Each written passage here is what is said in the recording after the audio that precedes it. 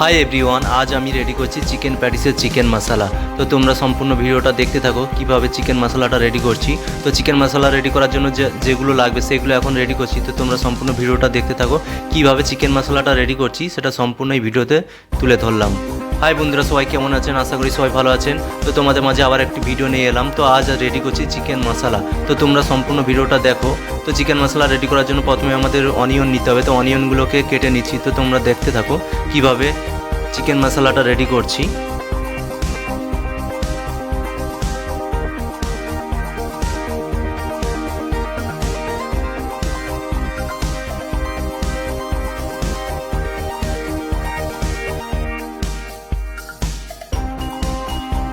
তো চিকেন মশলার জন্য অনিয়নগুলো কাটা হয়ে গেল। এবার আমরা চিকেন নেব। তো চিকেন নেওয়ার জন্য আমরা নিয়ে নিয়েছি চিকেন বেস্ট।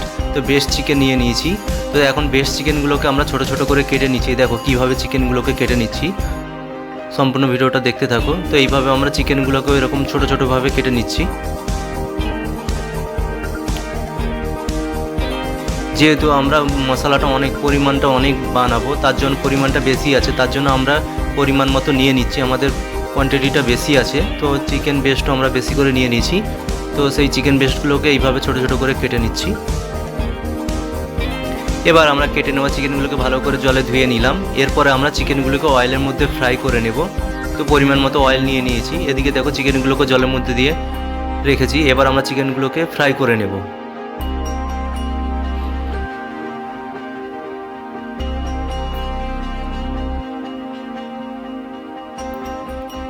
আমরা যে চিকেন প্যাটিসগুলো খেয়ে থাকি, সেই চিকেন প্যাটিসের ভিতরে যে চিকেন মশলাটা দেওয়া থাকে, সেই চিকেন মশলাটা আজকে রেডি করছি। তো তোমরা দেখো ভিডিওটা কিভাবে চিকেন মশলাটা রেডি করছি।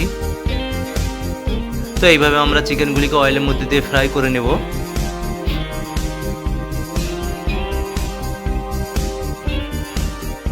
ভালো করে চিকেনগুলোকে ফ্রাই করে নিতে হবে, হালকা ব্রাউন কালার এসে যাবে, তারপরে আমরা এটাকে তুলে নেব। তো দেখো হালকা ব্রাউন কালার হয়ে আসছে চিকেন।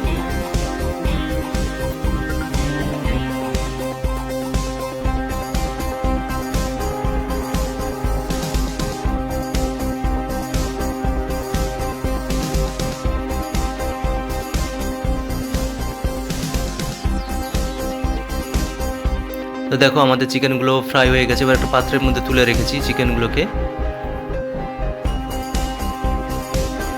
এবার আমরা পেঁয়াজগুলিকে ভালো করে কড়াইয়ের মধ্যে দিয়ে কষে নিতে হবে ভালো করে।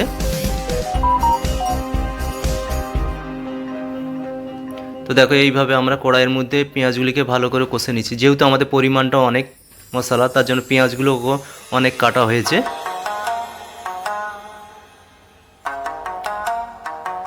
তো এইভাবে আমরা অনিয়নটাকে ভালো করে কষে নিতে হবে, হালকা ব্রাউন কালার করে নিতে হবে। এইভাবে কষতে থাকতে হবে।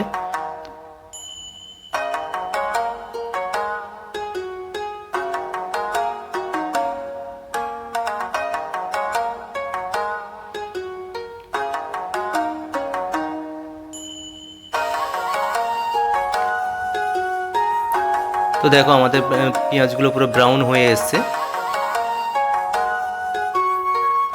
এইভাবে আমাদেরকে কষতে থাকতে হবে। যত কষবো তত ব্রাউন কালার হয়ে আসবে। যত ব্রাউন কালার হবে তত ভালো, পেঁয়াজটা ভালোভাবে পেকে যাবে।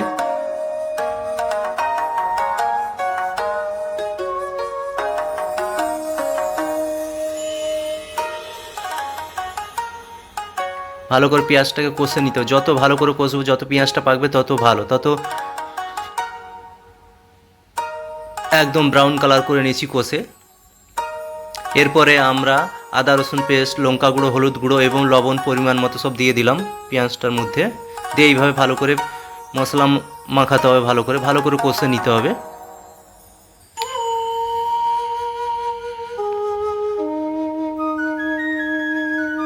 তো দেখো এইভাবে ভালো করে কষতে হবে, মশলাটা ভালো করে রেডি করতে হবে। যত ভালো মশলা রেডি হবে তত আমাদের টেস্ট হবে ভালো, টেস্টি হবে।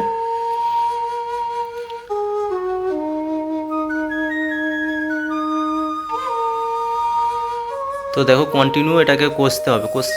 ভালো করে যত কষবে যত পেকে আসবে তত টেস্টটা ভালো হবে। এবার আমরা যে ফ্রাই করে রেখেছিলাম চিকেনগুলো, সেগুলো এবার এই কড়াইয়ের মধ্যে দিয়ে দেবো। তো কড়াইয়ের মধ্যে চিকেনগুলো এবার দিয়ে দিলাম। দিয়ে এবার ভালো করে এটাকে মিক্স করতে হবে।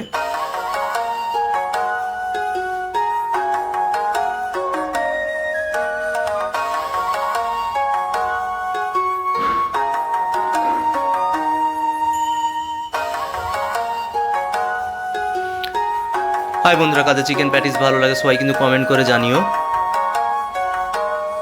তো চিকেন প্যাটিসের জন্য চিকেন মশলা রেডি করছি। তো কেমন হয়েছে ভিডিওটা সবাই কিন্তু কমেন্ট করো, অতি অবশ্যই সবাই কিন্তু কমেন্ট করো। আর সবাই একটু ভিডিওটাকে শেয়ার করে দিও। যত তোমরা ভিডিওটা শেয়ার করবে তত আমাদের ভিডিও তৈরি করতে ভালো লাগবে। তো ভিডিওটা কেমন হয়েছে সবাই কিন্তু কমেন্ট করে জানিও। আর মশলাটা কেমন হয়েছে সবাই কিন্তু একটু কমেন্ট করে জানিও।